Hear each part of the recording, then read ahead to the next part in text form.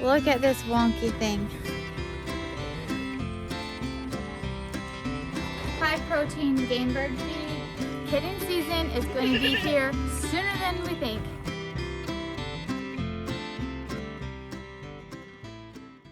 Good morning, y'all. Amy here and welcome back to the farm. Let's go do some chores. I always start with the quail first thing in the morning. Actually, usually Abby starts with the quail. But Abby's not out yet. She wasn't ready. She's getting ready, but she's not out here yet. So what I feed the quail is a high protein game bird feed. And when they were younger, they got a medicated feed, and now they're getting close to butcher, and so they're going to be getting this non-medicated game bird feed.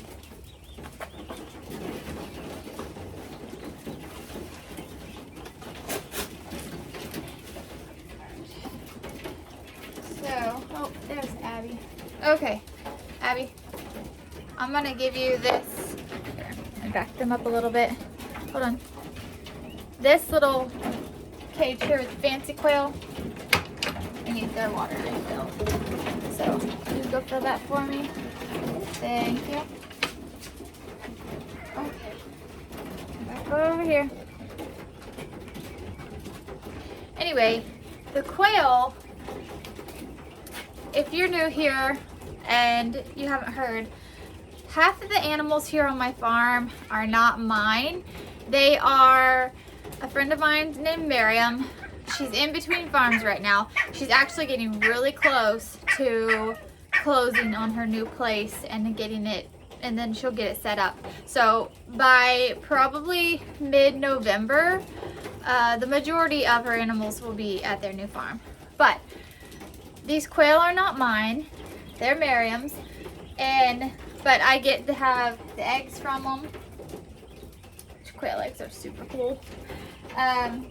And then I have the eggs from her chickens that stay here, and I, was milking her goats. They're dried up now, but I was milking some of her goats over here. But anyway, half these animals out here will not be mine, but I'm still gonna take you with me and show you what I'm doing. But just to clarify, the quail aren't mine. I'm just taking care of them.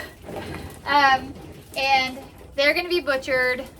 I don't know when actually they're gonna get butchered. I think a week from a couple days ago is what was said. Would any of y'all be interested in how you do that? Typically I don't, thank you Abby. Typically I don't do a lot of videos of like the processing of stuff like that, because I know a lot of people aren't interested in that. They like the cute farm animal stuff. But if you're interested and you would like me to do a video when Miriam and I process the quail, or she processes the quail and I watch and learn, because I've never done quail. I've done chickens, not quail. I can share that with you if you're interested. And this year also, while I'm on the subject, here, Abby, I'm just gonna let you take over the feeding of the quail. And I'm gonna go over here and start the others. Also, this year, I was thinking about videoing Brian doing more of the processing stuff. He's a hunter, so we could do deer, and then when he processes a pig, I've done a video on how he butchers the pig, but I haven't done one on like the cuts of meat and stuff and how he does that part. So if you're interested in seeing that part, let me know and I'll do that also. More like detailed videos of how to do some of the things that we do. Anyway, all right, let's move to the next thing. I'm gonna get feed for Blossom, the zebu. Good morning, chickens. Chickens. Good morning, everybody. Good morning, goats. Good morning, goats. All right, y'all, the one thing about having free range chickens is that you never know what you're gonna find. Where? Found an egg. Oh my word. Here. Look at this wonky thing. Whoop. It also sounds hollow. Hear that? Can you hear it? What in the world?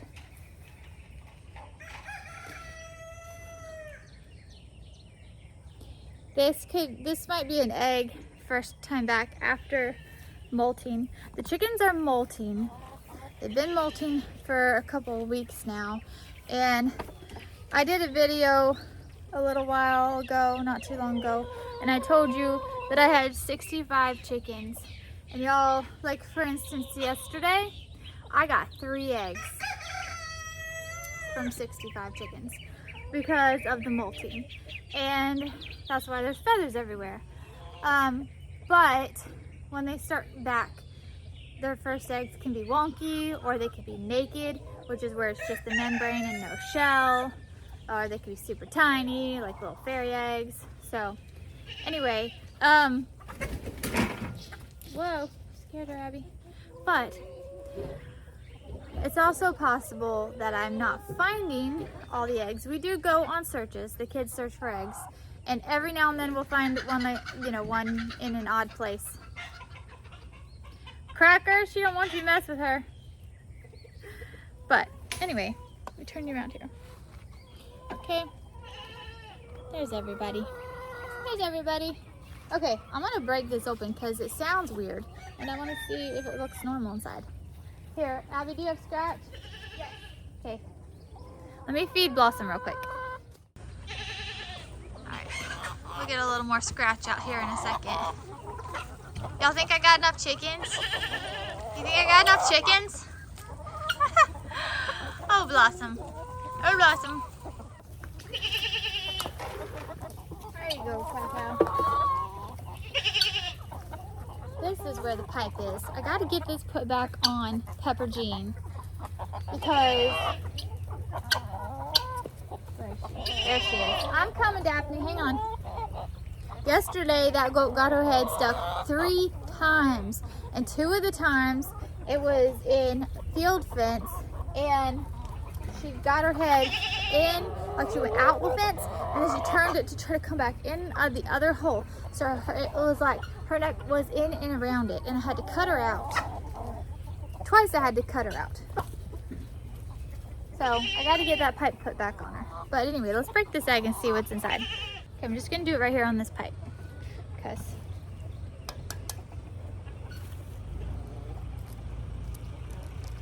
well, it's just a regular egg. It's a regular egg. The shell is a lot thinner, but let's cover that up with some dirt. Okay, well, that was boring. Okay, so let's feed these animals. Let's feed these animals. All right. So I moisten Pearl's food. To get it soft, let's put you over here.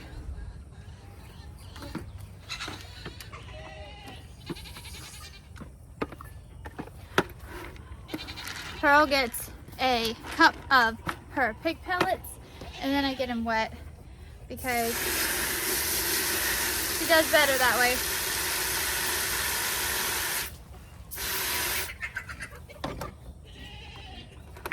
All right, I'm gonna hand that to you, Abby. Okay, I'll tie the goats just a second. I've been giving, this is for the goats. I've been giving my chickens this in a fresh bucket of water every day, just as something extra, because, you know, they're all molting, and the weather is fluctuating back and forth between cool and warm and cool and warm, and animals can get sick with fluctuations, and they're already run down because of the molting that their body's going through. So this is what I've started giving them. Found it at Tractor Supply, but they have it at on Amazon as well, so I can stick that in my Amazon store if y'all are interested. It's just a water additive that, as you saw, it just gives them a little extra. It's got oregano, essential oil in it with prebiotics, calcium, vitamins D and E, and electrolytes. Oh, hang on y'all. I gotta show you this if I can capture it. Duke's tail feathers. He's got a few eyelet feathers on his tail, and they just are gorgeous. They shimmer. Duke, I want to see your tail. Okay, here we go. He's in the sun. No, don't leave. Wait, Duke, wait. Duke, wait. Duke, wait.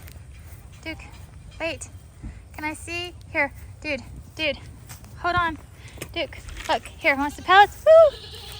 I threw him some food. Nope. Oh, come on, Duke.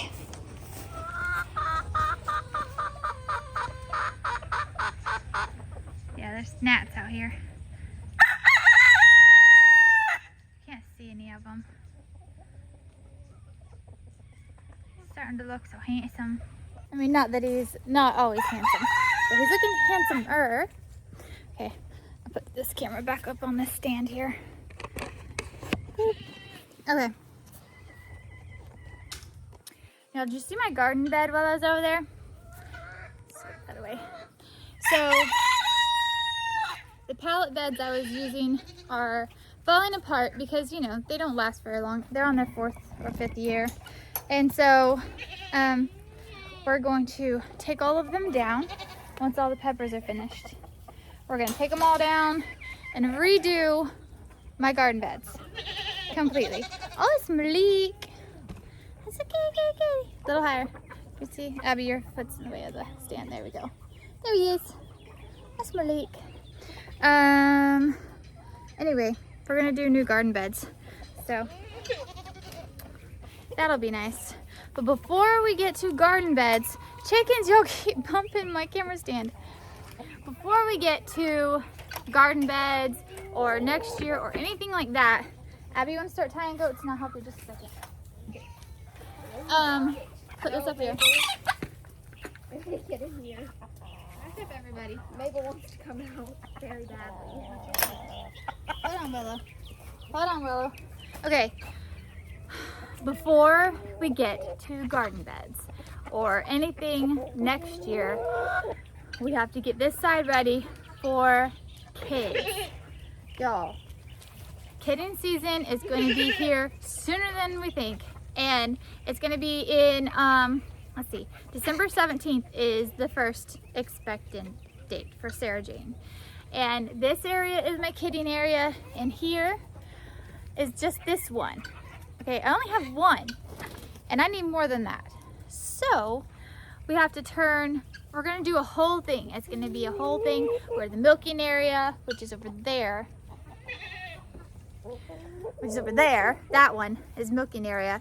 We're gonna split that in two, and we're gonna make one side into a kidding area and open it up to this side. And so I have 2 kidding areas.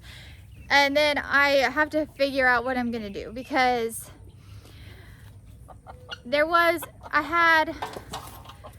had a buck in with other does that were just running together. And so I know I've got 3 does that are expectant close together. Actually, it's kind of 4.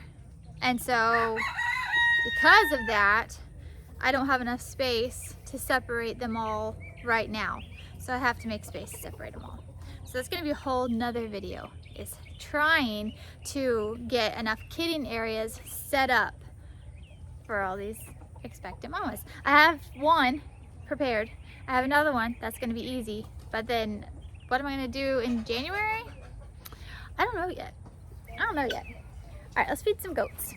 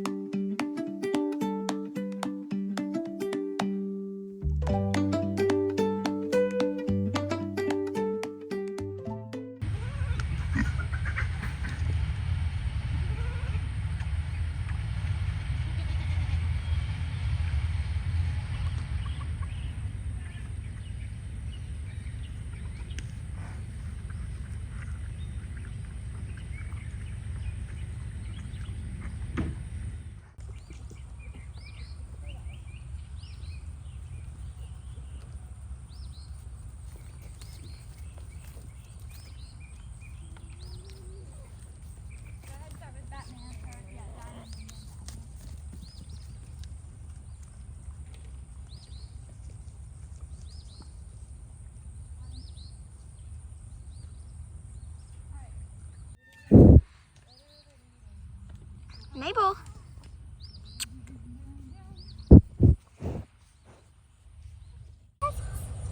Did you precious? Precious? Did you precious?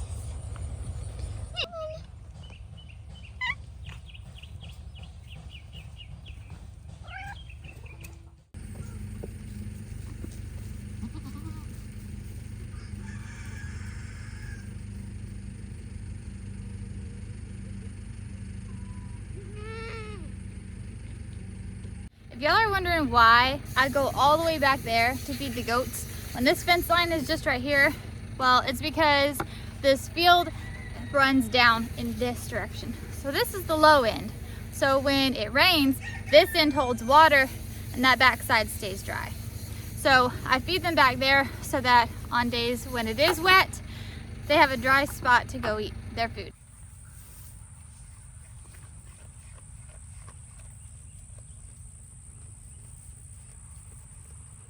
Y'all, I replanted some of these zinnias in this spot where I had them before.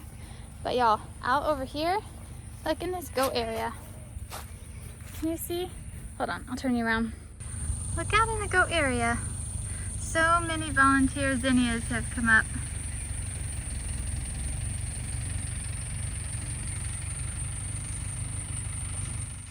Those things love it here, and they do so well. Like, I really didn't even need to purposely plant any of them there because that's where they were before. So they would have just come up by themselves anyway.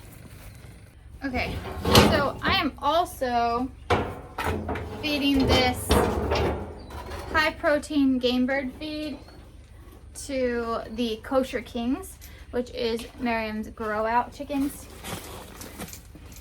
The lighting is not great in here, sorry y'all. So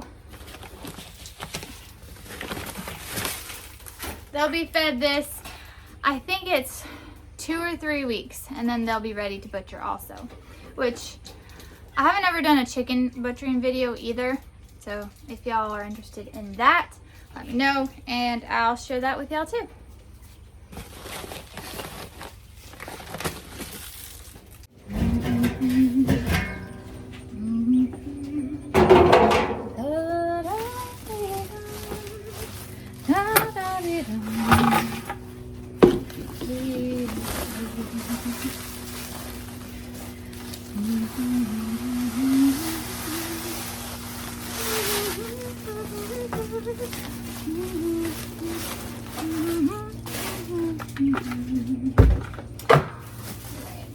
Abby, can you close that quail barrel over there? Sure. The quail food barrel is still open. Get this open. Come on, there we go.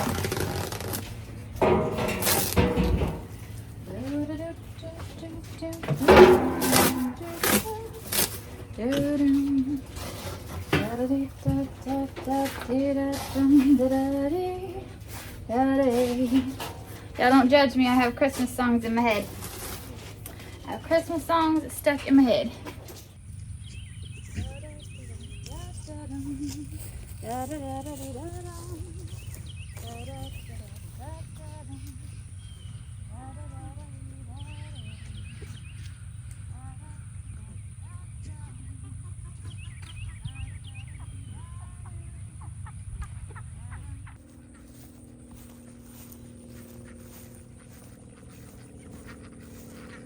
Somebody's hungry. Come on in, duck ducks. Come on in, duck ducks.